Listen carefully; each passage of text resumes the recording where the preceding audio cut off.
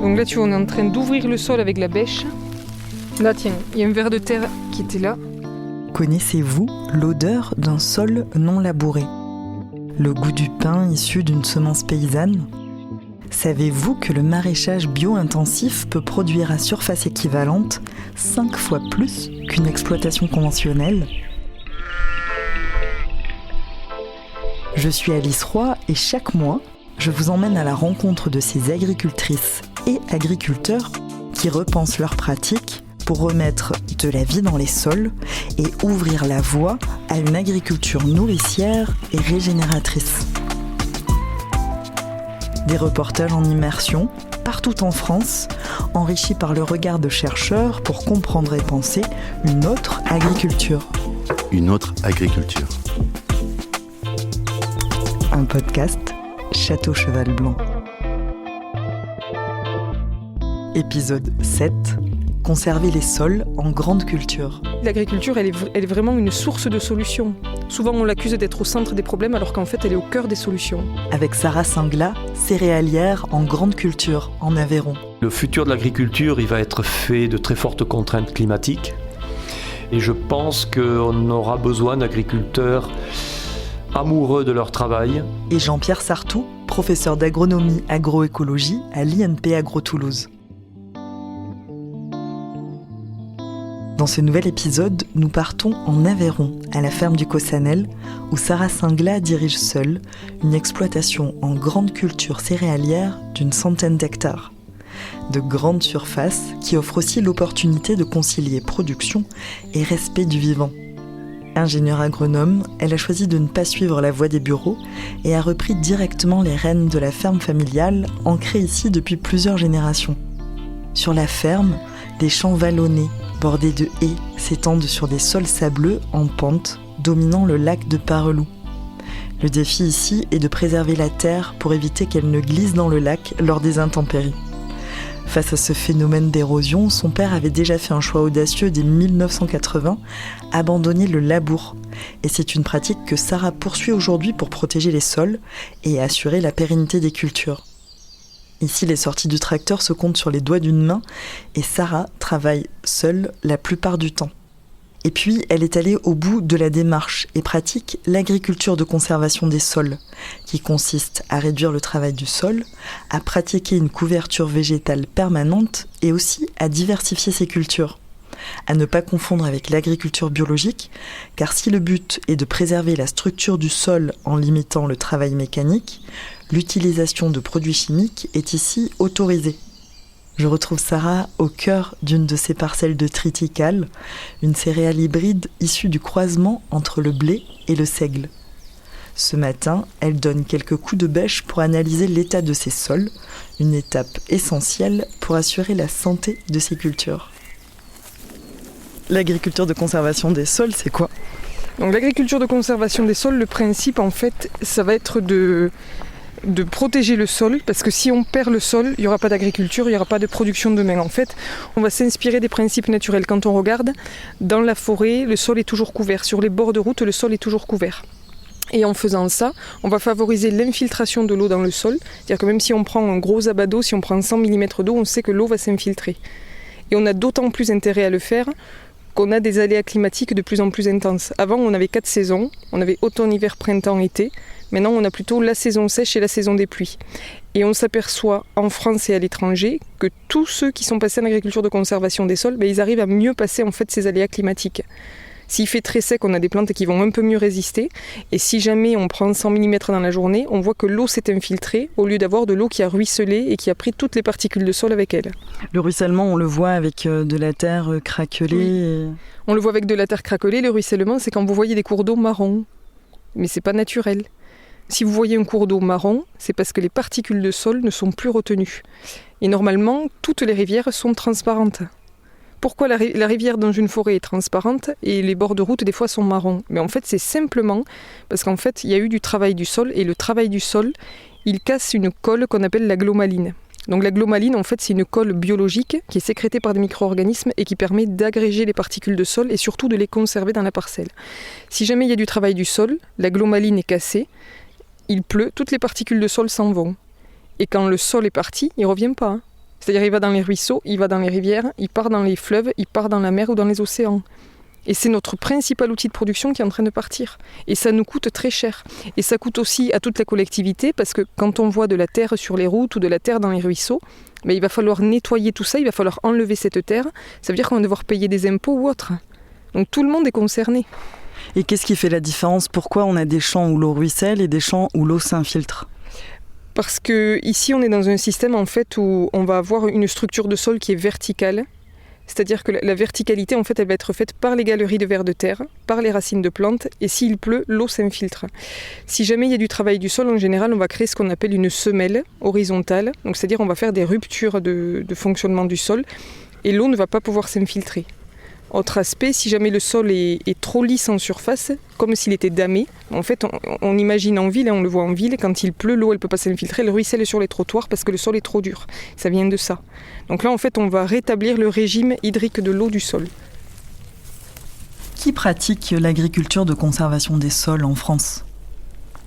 Il y en a un certain nombre, évidemment. Il est très difficile d'apprécier le pourcentage d'agriculteurs qui sont en ACS dite complète, qui applique les 3 principes de l'agriculture de conservation, à savoir forte réduction, même arrêt du travail du sol intentionnel, allongement de la rotation et mélange d'espèces, et couverture du sol permanente par des résidus organiques ou des plantes maîtrisées, donc du matériel organique.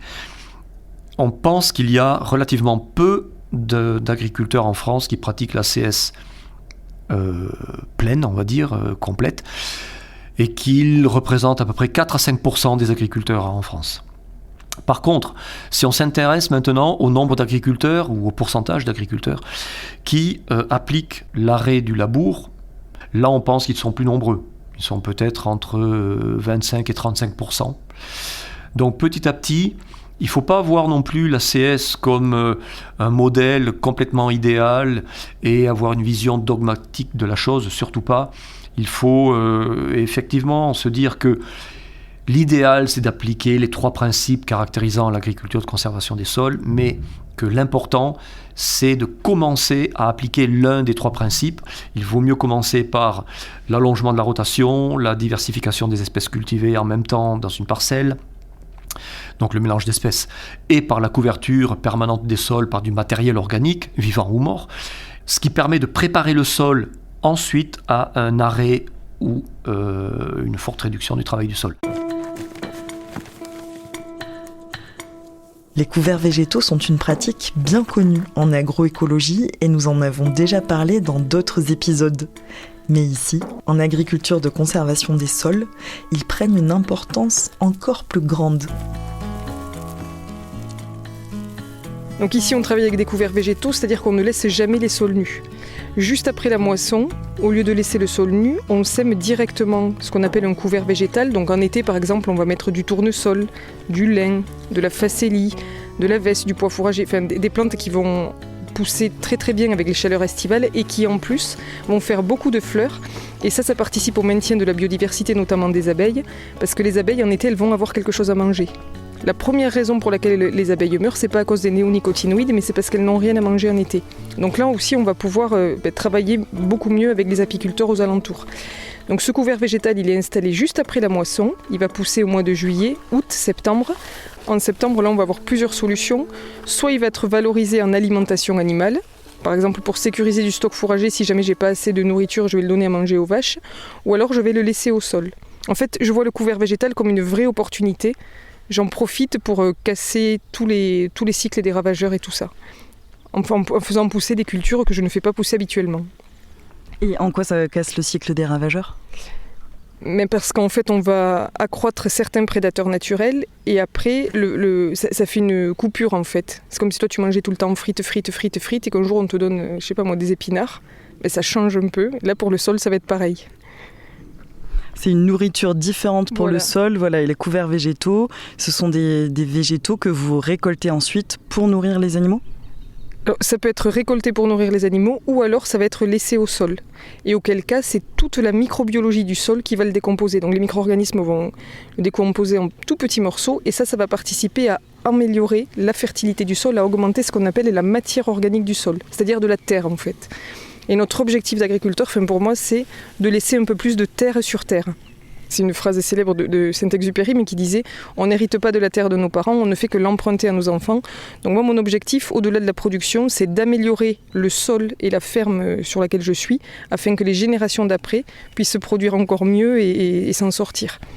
Si à l'opposé, quand je pars à la retraite, mes sols ont perdu de la matière organique, ça veut dire qu'on est passé dans un processus de désertification, et c'est négatif, parce que ça voudra dire que de même, plus personne ne pourra cultiver ici. Et la priorité, mais c'est vraiment ça, c'est de maintenir les sols en vie. On risque plus de mourir de manque de sol que de mourir de manque de pétrole. En fait, le sol, pour schématiser, la définition, c'est un mélange entre de la géologie et de la biologie. Donc la géologie, c'est la roche-mère. Si on enlève la biologie, si on enlève cette matière organique, mais on va retomber sur de la roche-mère, c'est-à-dire on va retomber sur du caillou. Et sur le caillou, il n'y a rien qui pousse. Donc il faut vraiment travailler dans ce sens-là pour les générations futures. Et le fait aussi qu'on puisse tous couvrir les sols, on va participer à maintenir, à rétablir en fait le climat. Au lieu d'avoir les 2 saisons, saison sèche et saison des pluies, on reviendra à 4 saisons, automne, hiver, printemps, été, parce que si nous végétalisons les sols, nous allons faire de l'évapotranspiration. L'évapotranspiration permet de faire des nuages, et c'est quand il y a un nombre critique de gouttes dans le nuage qu'il va se remettre à pleuvoir. Donc on a intérêt de maximiser cette couverture des sols, où que l'on soit, et qui que l'on soit. Tout ce dont on parle là, c'est valable qu'on soit céréalier, éleveur, viticulteur, maraîcher, arboriculteur. Tout le monde est concerné par la couverture des sols, puisqu'on a tous du sol sous nos pieds. Quels sont les avantages pour le sol de pratiquer cette technique de couverts végétaux ? Ça permet au sol de retrouver un certain nombre de fonctionnalités naturelles, c'est-à-dire de retrouver un fonctionnement et des processus que l'on trouve dans des sols forestiers, de prairies naturelles, à savoir une très forte cohésion entre les agrégats du sol, donc entre les différentes particules physiques du sol, le recyclage très efficace de la matière organique, la captation des nutriments minéraux lorsqu'ils sont sous forme minérale justement, parfois mal retenus par le sol, et bien là, très vite, il y a des organismes, animaux ou végétaux, justement, puisque le sol est toujours couvert, qui captent ces éléments minéraux. Ça permet au sol d'être à nouveau un habitat, donc à des animaux invertébrés, mais aussi des vertébrés, de réaliser une partie de leur cycle de vie dans le sol. Et ça concerne par exemple des animaux dont tout le monde a entendu parler, certains pollinisateurs. Il y a beaucoup d'abeilles sauvages qui ont une partie de leur cycle biologique qui se réalise dans le sol. Eh bien, ça permet donc à ces sols non travaillés de voir tous ces nouveaux occupants, nouveaux par rapport à un sol travaillé, venir s'installer sur ces sols. Donc on parle de sol vivant. Ça permet d'améliorer aussi le cycle qualitatif, quantitatif de l'eau, de mieux stocker la matière organique. Ce faisant, il y a du carbone dans cette matière organique, donc on améliore le stockage de carbone dans les sols, et donc on retire du carbone de l'atmosphère qui était sous forme de CO2. Donc ça n'a réellement que des avantages environnementaux, et ça offre beaucoup d'avantages agronomiques, même si c'est une technique ou un système pas très très facile à mettre en place. Il offre néanmoins, lorsqu'on s'y prend bien, énormément d'avantages agroécologiques et environnementaux. Nous partons à pied en longeant une grande forêt et des parcelles en pente qui s'étendent à perte de vue au-dessus du lac de Parelou, ce qui illustre bien l'échelle des grandes cultures céréalières qui dominent ici. Donc là, vous venez de prendre une bêche. Oui, on a pris une bêche et là on va aller observer le sol. On va regarder à quoi ressemble le sol, la texture du sol, les vers de terre. Ça vous sert à quoi d'observer le sol ? Mais ça permet de voir en fait s'il y a une bonne structure ou pas, s'il y a besoin de faire des interventions, parce qu'il faut aussi dire que aujourd'hui, un des soucis qu'on va avoir en agriculture, c'est le poids des machines. Et si jamais on a des sols qui sont trop compactés, ça signifie dans ce cas-là qu'il faudra venir fissurer, intervenir pour remettre de la verticalité. Donc il faut toujours observer son sol, voir s'il sent bon, s'il n'est pas trop compacté, comment il est en fait. Et le fissurer, c'est le labourer ? Non. Labourer, ça veut dire on retourne à 180 degrés. Fissurer, ça va être des outils, comme des grandes dents, un grand couteau pour schématiser, qui va venir en fait enlever des semelles de compaction si jamais il y en avait. Parce que ça c'est pareil, c'est un des freins qu'il peut y avoir au développement de l'agriculture de conservation des sols, c'est qu'il y a pas mal de personnes qui n'ont pas fait ces diagnostics d'état de structure de sol, qui auraient eu besoin de fissurer avant de démarrer, ils ne l'ont pas fait, et du coup aujourd'hui on voit des systèmes racinaires qui ont beaucoup de mal à se développer à cause de ça. Là donc régulièrement vous allez mettre des coups de bêche dans vos parcelles pour vérifier l'état du sol ? Oui, toujours. Donc là tu vois on est en train d'ouvrir le sol avec la bêche. Tu vois là tu as tout le sol en fait qui est cousu par les racines. Donc là tu vois déjà en surface ce qu'on observe c'est des turicules de vers de terre. Donc ce qu'on appelle des turicules de vers de terre c'est les excréments des vers de terre qui sont venus en fait brasser tout le sol et qui redéposent en surface toutes ces petites mottes là que tu vois. Bien sûr je tombe sur des cailloux. Là tiens, il y a un ver de terre qui était là, qui vient de rentrer parce qu'il a entendu. Et ça, c'est un sol qui va s'effriter très facilement en fait. Tu vois, c'est un sol qui est noir. Tu vois les systèmes racinaires qui vont partout.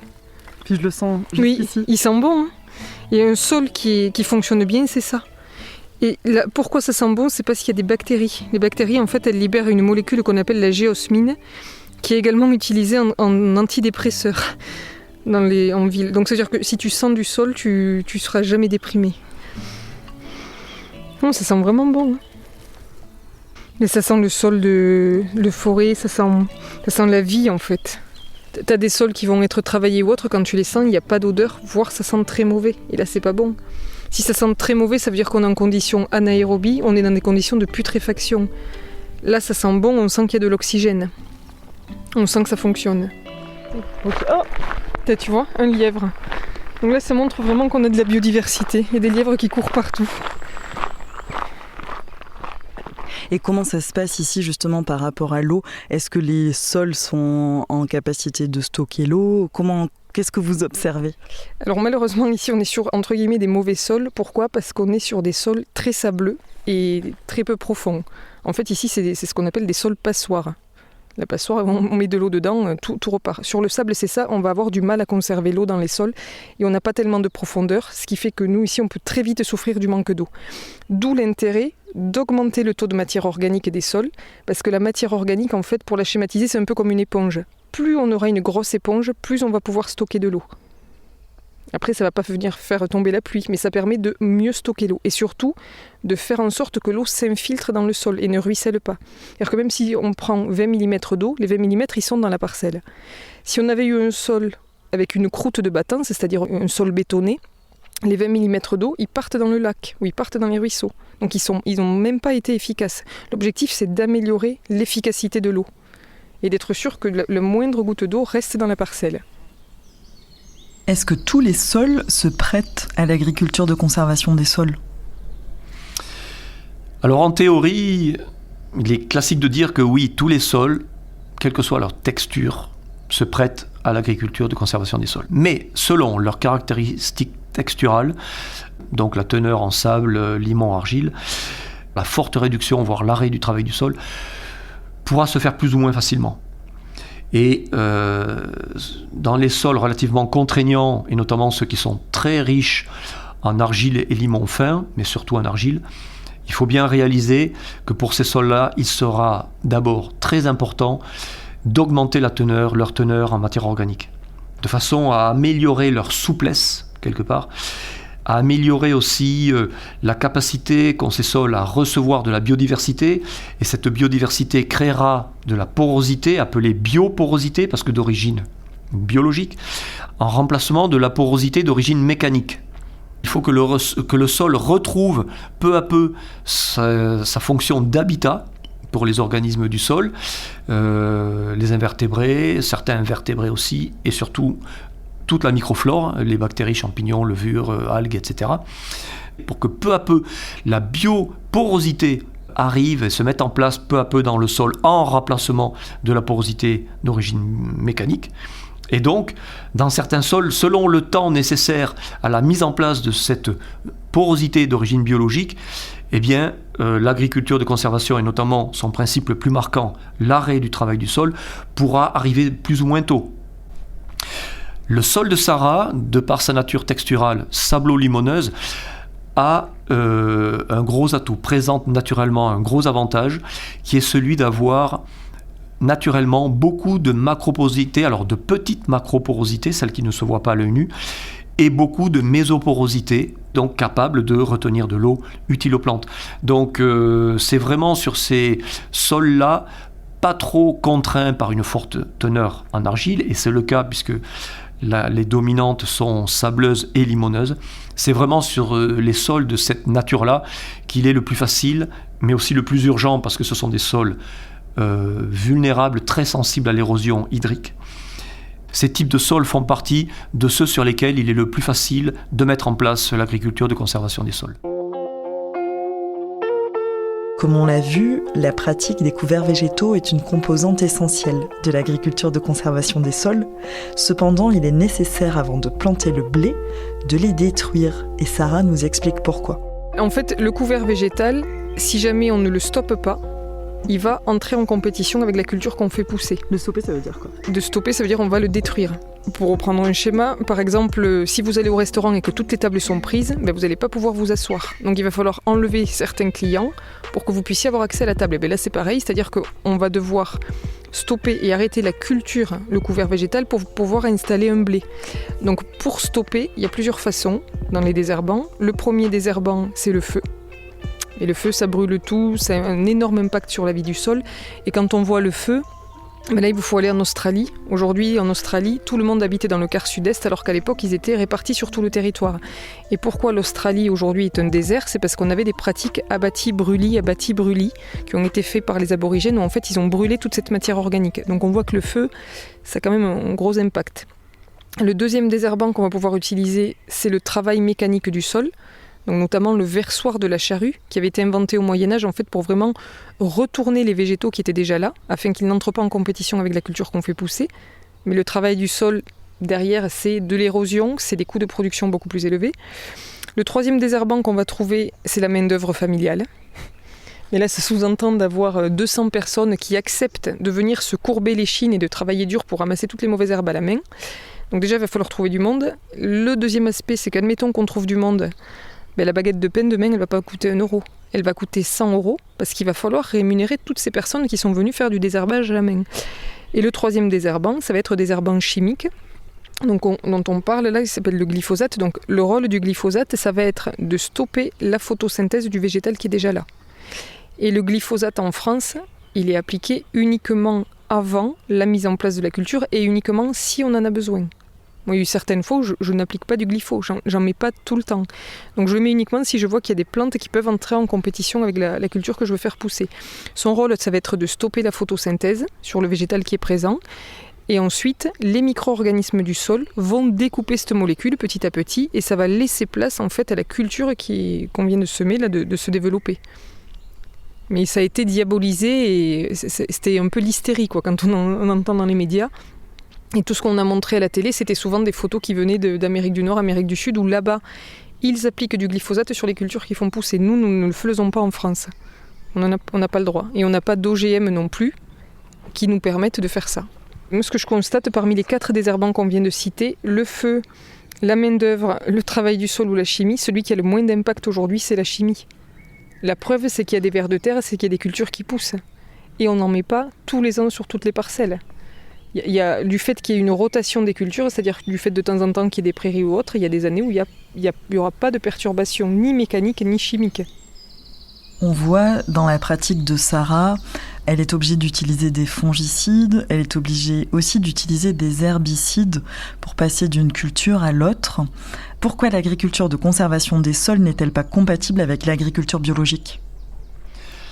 À ce jour, en zone tempérée, l'agriculture de conservation des sols n'est pas compatible avec l'agriculture biologique, tout simplement parce que il est nécessaire de détruire un couvert végétal avant l'implantation ou juste après l'implantation de la nouvelle culture.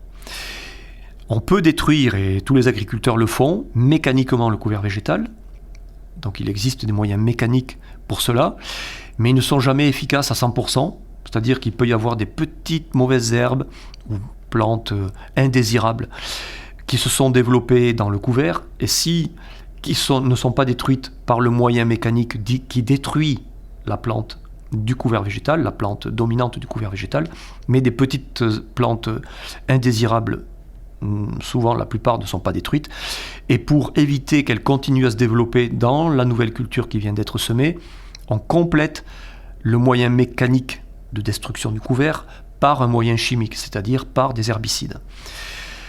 Il est possible qu'un jour, on parvienne à coupler, ce que moi je souhaite, évidemment, et je pense que c'est le cas de tous les agronomes s'intéressant à l'agriculture de conservation des sols, il est possible qu'un jour on parvienne à coupler ACS et agriculture bio, mais ça ne pourra pas se produire tant que l'on n'aura pas fortement réaugmenté la fertilité endogène des sols.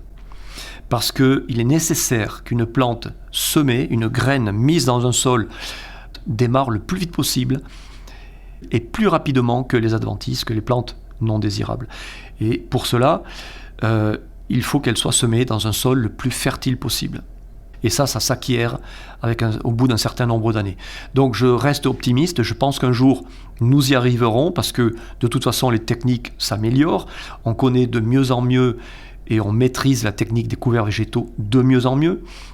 Un jour on arrivera à marier de mieux en mieux, je ne sais pas si on y arrivera pleinement comme ce que j'ai vu au Cambodge et au Brésil, où là j'ai vu des parcelles vraiment en ACS pleines, complètes, et en bio, mais j'ai espoir que même en zone tempérée, on y arrive.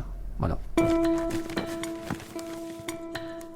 En France, bien que le glyphosate soit encore autorisé, son usage suscite des débats intenses en raison des préoccupations sanitaires et environnementales. Depuis 2017, il est soumis à une réglementation stricte visant à limiter ces risques. Toutefois, des dérogations existent pour l'agriculture, notamment dans le cadre de l'agriculture de conservation des sols, où il est utilisé à très faible dose. Et c'est dans ce cadre que Sarah l'emploie, principalement pour préparer le terrain entre les cultures, en éliminant le couvert végétal avant de laisser la place à la culture des céréales. Et comment on peut encourager ces pratiques ? Vous, par exemple, donc depuis 1980, il n'y a plus de labour, mais comment vous avez mis en place tout ce système d'agriculture de conservation des sols avec couverts végétaux ? D'une part, je suis née dedans, donc il faut rendre à César ce qui est à César, c'est mon père qui a commencé, mais après c'est un apprentissage continu. Moi j'estime que je ne suis pas du tout au bout, j'ai encore beaucoup de choses à apprendre, et c'est un partage d'expérience avec d'autres agriculteurs, de s'inspirer de ce qu'on voit ailleurs, et pas forcément de faire un copier-coller. C'est-à-dire que ce qui marche ici à 850 mètres d'altitude en Aveyron, marchera peut-être pas dans les Deux-Sèvres, marchera peut-être pas en Alsace, en termes de culture choisie. Mais le principe reste tout le temps le même, c'est-à-dire que les sols ont toujours besoin d'être couverts. Si par exemple vous allez en Martinique, on va couvrir mais avec du bananier. Ici je ne vais pas faire du bananier parce qu'on est trop haut. Donc c'est la culture qui change mais les principes restent les mêmes. Je fais des tests tous les ans parce qu'en fait un métier d'agriculteur c'est 40 ans. 40 ans c'est 40 années, c'est que 40 expériences. Quand on est dans une usine, si la pièce ne va pas, on peut la refaire tant de fois qu'on veut. Nous c'est une année, c'est une expérience. Donc là, par exemple, sur les couverts végétaux, cette année, je vais mettre en place pas mal de variétés différentes pour justement pouvoir voir les différences variétales qu'il va y avoir sur le développement des couverts végétaux. Et ça, c'est ce qu'on appelle de la recherche et développement, parce que ça nous permet d'acquérir en fait du savoir et des connaissances pour les années d'après. Donc concrètement, sur une parcelle, au lieu de faire qu'un type de couvert végétal, je vais en faire 15. Et ça va me permettre de gagner 15 ans, entre guillemets, si on peut le... Pourquoi ? Parce qu'il y aura 15 expériences en une année.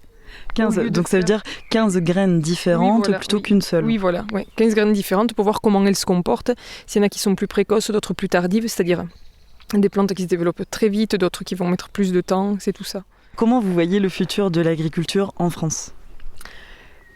Donc, je ne sais pas du tout ce qui va se passer. Ce qu'on constate aujourd'hui, c'est qu'il y a un agriculteur sur deux qui part à la retraite, qu'il n'y a pas de successeur derrière.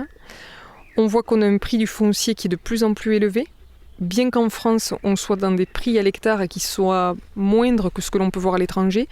Mais ça veut dire qu'aujourd'hui, un jeune qui sort de l'école et qui aimerait s'installer, il va devoir avoir un capital pour acheter la ferme qui est inimaginable.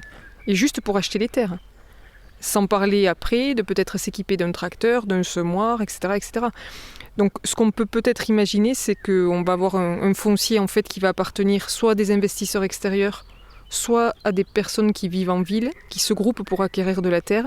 Et là-dessus, il y aura un agronome, il y aura un maraîcher, un nutritionniste, des éleveurs. Ça peut être comme ça. Mais je ne sais pas si demain, on pourrait être encore à la fois agriculteur et propriétaire de sa ferme, sur du moyen-long terme. Je veux dire, on voit que oui, l'agriculture, elle est vraiment une source de solutions. Souvent, on l'accuse d'être au centre des problèmes, alors qu'en fait, elle est au cœur des solutions. Le futur de l'agriculture, il va être fait de très fortes contraintes climatiques. Et forcément, si on veut limiter l'impact de ces très fortes contraintes climatiques sur nos agroécosystèmes et sur nos cultures, sur nos champs, sur nos cultures, il va falloir les adapter à ce changement climatique de façon à ce qu'ils soient plus résistants. J'aime pas trop utiliser le mot à la mode résilience, parce que résilience, ça veut dire qu'il y a d'abord eu changement d'état, puis on retrouve l'état initial. Alors que là, il s'agit de donner une meilleure résistance. Une résistance, c'est-à-dire, c'est un non-changement d'état. Et donc, je pense qu'il est important de permettre aux sols cultivés aujourd'hui en France de mieux résister au stress hydrique, c'est-à-dire d'être capable de conserver encore de l'eau le plus longtemps possible pendant l'été, et des étés qui vont devenir de plus en plus contraignants en termes de stress hydrique. Donc, il est important, peu à peu, de conférer des caractéristiques fonctionnelles aux agroécosystèmes et particulièrement aux sols cultivés qui se rapprochent le plus possible des écosystèmes naturels, et donc de donner à ces agroécosystèmes et aux champs et aux sols cultivés une meilleure résistance, de façon à ce que notre agriculture soit la mieux armée possible pour résister aux accidents climatiques que nous connaîtrons de plus en plus, et pour nous permettre de produire en quantité suffisante les aliments dont l'humanité aura besoin et notre population française aura besoin. Mais voilà, sur un plan purement agronomique, agroécologique, je le vois comme ça, le futur de notre agriculture, et je pense qu'on aura besoin d'agriculteurs amoureux de leur travail. Je suis relativement confiant pour que le futur de l'agriculture soit un futur à forte dimension sociale, capable de dynamiser économiquement aussi tout un territoire et de respecter les éléments naturels. Donc une agroécologie pleine et entière qui caractérisera l'agriculture du futur.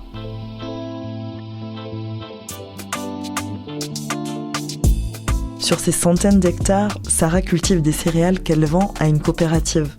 Elle parcourt aussi la France et l'étranger pour échanger avec d'autres professionnels et des chercheurs afin de trouver ensemble des solutions pour une agriculture plus durable.